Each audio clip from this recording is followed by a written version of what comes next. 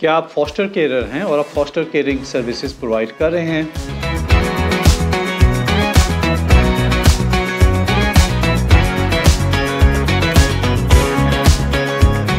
अगर आप foster carer हैं तो फिर टैक्स ऑफिस के लिए आपने अपने मुनाफा जो आपको इन सर्विसेज से मिल रहा है वो उसकी टैक्स रिटर्न फाइल करनी है।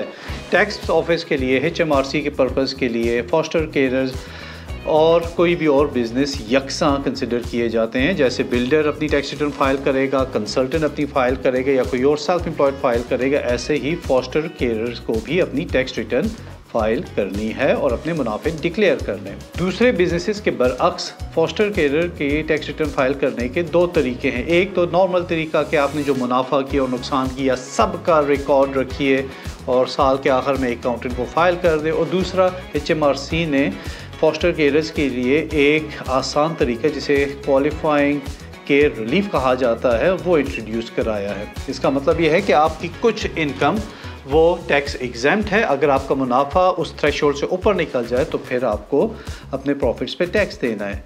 यानी अगर आपका क्वालिफाइंग के अमाउंट जो कि कंसिस्ट करता है दो पार्ट्स पे, एक फ़िक्स्ड पार्ट 10,000 पाउंड हर हाउस होल्ड का है। हाउस होल्ड से मुराद ये है कि अगर एक घर के अंदर दो केयरर्स हैं तो ये 5,000 हो जाएगा। अगर एक घर के अंदर सिर्फ एक ही केयरर है तो ये 10,000 ही रहेगा। ये 10,000 का अमाउंट आपका जो है क्वालिफाइंग केयर रिलीफ में आ जाएगा।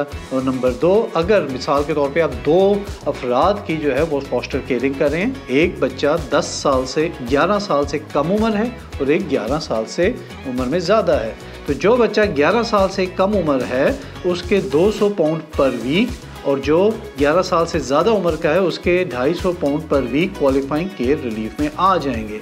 इसका मतलब है आपका जो एग्जेम्प्ट अमाउंट होगा जिस पे आपको टैक्स नहीं देना पड़ेगा वो 10,000 पाउंड फिक्स्ड अमाउंट आ गया। पहला बच्चा जो कि 11 साल से कम उम्र है 200 पाउंड पर वीक सालाना 10,400, और दूसरा बच्चा जो 250 पाउंड 11 साल से उम्र है 250 पाउंड पर वीक 13,000 पाउंड सालाना हो गया। इसका मतलब है कि टोटल 33,400 से ज़्यादा अगर आपका मुनाफा होगा तो फिर आपको उसके ऊपर प्रॉफिट्स पे टैक्स देना पड़ेगा। अगर क्वालिफाइंग केयर रिलीफ जो भी शख्स इस्तेमाल कर रहा है उसे अपनी तमाम इनकम जो कि वो वसूल कर रहा है केयरिंग के लिए वो तमाम इनकम डिक्लेयर करनी है। Every penny has to be declared. एक और सवाल जो पैदा होता है कि आप कौन सी इनकम को क्वालिफाइंग केयर रिलीफ के अंदर शामिल कर सकते हैं। अगर आपको आपकी पेमेंट जो है वो लोकल अथॉरिटी से मिल रही है, health and social care trust से मिल रही है, फॉस्टर केयरिंग सर्विसेज प्रोवाइडर से मिल रही है, तो फिर आप क्वालिफाइंग केयर रिलीफ के लिए एलिजिबल हैं। अगर आप अपनी ज़ाती कैपेसिटी में अपने दोस्त यार अजीज़ रिश्तेदार की केयरिंग कर रहे हैं तो फिर आप क्वालिफाइंग केयर रिलीफ इस्तेमाल नहीं कर सकते। इस बारे में अगर आपको मज़ीद मालूमात चाहिए तो हमारे ऑफिस के नंबर आ रहे हैं, बर्मिंघम, ब्रैडफोर्ड, बेलफास्ट, रेडिच। आप हमें कांटेक्ट कर सकते हैं और हमारे कलीग्स आपको मज़ीद मशवरा और मालूमात फराहम करने के लिए मौजूद हैं।